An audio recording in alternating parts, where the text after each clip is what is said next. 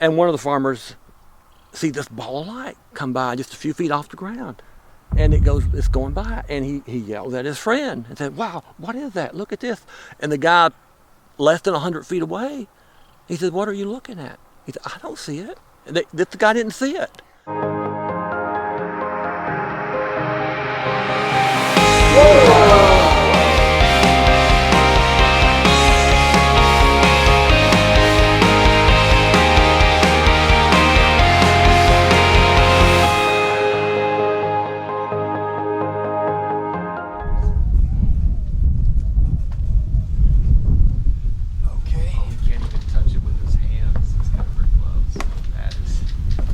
Yeah, you actually cut your hands on this thing.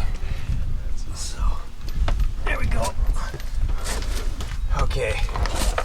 We got the baby in its car seat. I was like trying to figure out how can I get all my stuff on one tripod. That's how you do it. That's how you do it.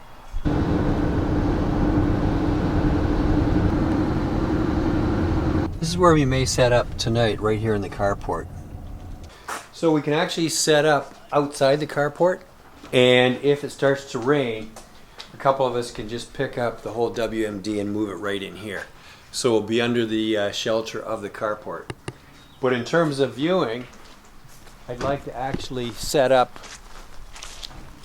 probably right in this neighborhood, because much of the stuff comes from the east. Some stuff can come from the west. We don't want to miss that. And some stuff has sort of come around and swept right through here. They had one that actually kind of landed on the road over here. So I think if we set up right in this area, and if it does start to rain, we can just easily pick up the equipment and carry it right into the carport. We should have done an inventory check before. Now we know. Next time. Do I look like a hip man with these gloves on? It's so funny. I get rid of these gloves as fast as I can, especially in public, when people see this. My name is Wyatt Cox. I was born and raised in this area here. I live in another state now, in South Carolina. I have an interest in earth lights, and that interest began for me as a teenager back in 1977. Well, when a mutual friend in high school had mentioned that his mother has seen these strange lights near their property. And another friend of mine, we had an interest in UFOs and that kind of thing. So we went to check it out, and sure enough, we saw for that first time a very large ball of light that we call earth lights. Back then, I think people called them spook lights. And that's what got it started for me, is in 1977 when I first saw a large earth light moving right about treetop level. It was in sight for several minutes. It was just an amazing thing to see. So since then, a friend of mine and I have been looking at this area here quite a bit. We've viewed a lot of earth lights, and we've tried to pinpoint where some of the better locations are that we can see these earth lights, and talked to a lot of folks that have seen them as well.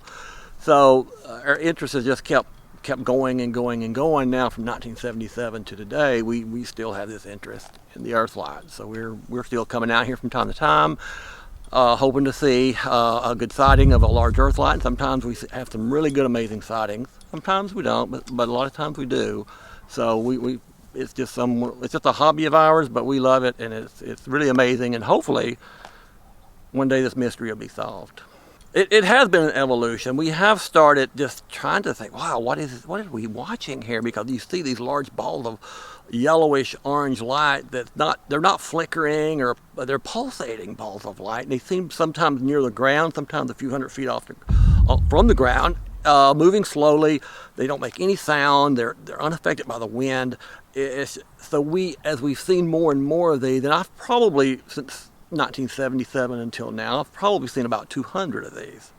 So yes, my views on this have changed, but I'm getting to a point now, I think I'm asking the right questions, because it seems to be a complex phenomenon. And every time I learn something, I see more sightings, I learn more, and it's like, wow, I didn't know this, I didn't know that. And I'm just trying to connect the dots and try to figure this out. Now I've got some folks here that hopefully can help in a big way. I've written a book as well. It's called Spooklight, The Amazing Cloverdale, Alabama Spooklight Mystery. It was written a few years ago. I had so much interest in these earth lights, and it had been going on for so long. I thought if I write the book, I can finally get some kind of closure on this for me and say, okay, I've done it, I wrote the book, now I can move on to other things. But after writing the book, I realized my interest probably increased even more. One of the things I keep going back to, seems to be a stable geological fault in the area, like where we're standing now even.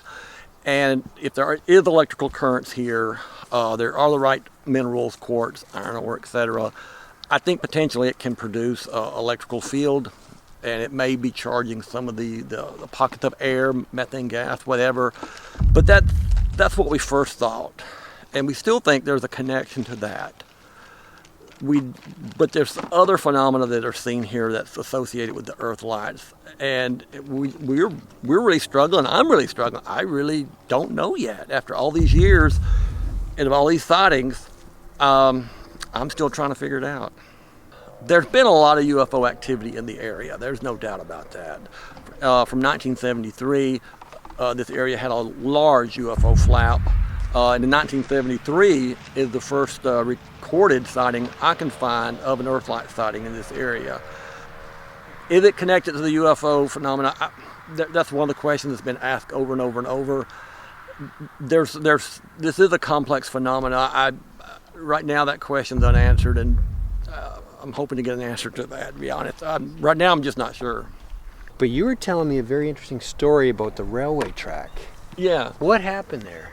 Well, several years ago, a good friend of mine, Greg Keaton, and I, there's this other location where we went to quite often to watch these earth lights. And it was a good spot. We could sometimes see 2 or 3 a night, even more on occasion. And in this large field, on the other side of this field is what we call the old prison camp. It used to be a prison camp there. And between the private property and the prison camp is a set of railroad tracks. Well, we go to that high point in this field so we get a good view, and we'd watch the earth lights. Well, this one night, I guess it always happens, you're getting ready to go, it's getting late, and like, man, we gotta go. I've got to go to work tomorrow. Let me go put my camera stuff up, and we'll go.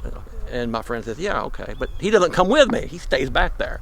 So I go put my camera stuff up, then I have to go get my friend and say, come on.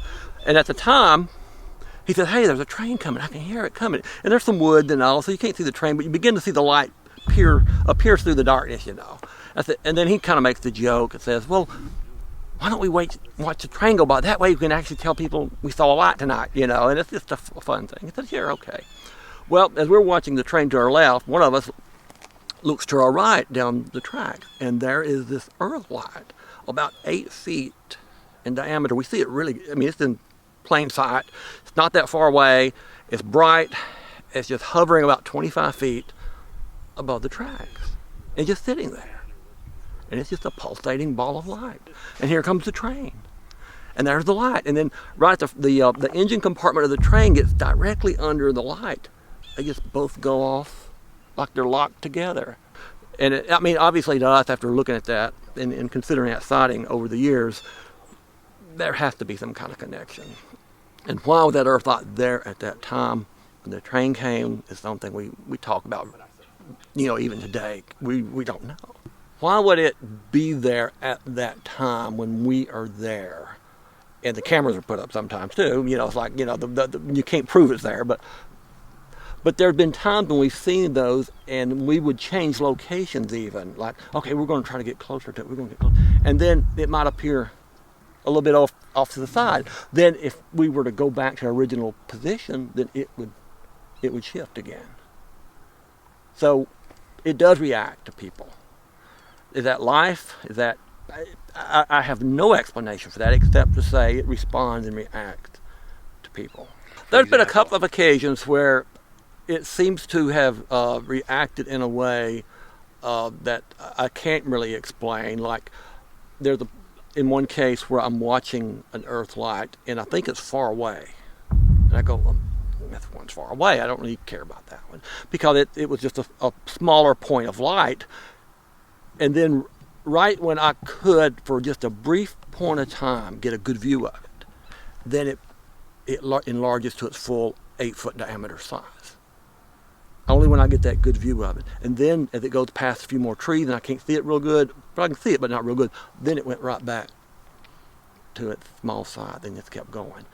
And I was watching it from a distance, but it was that, oh, that's a far away one, you know.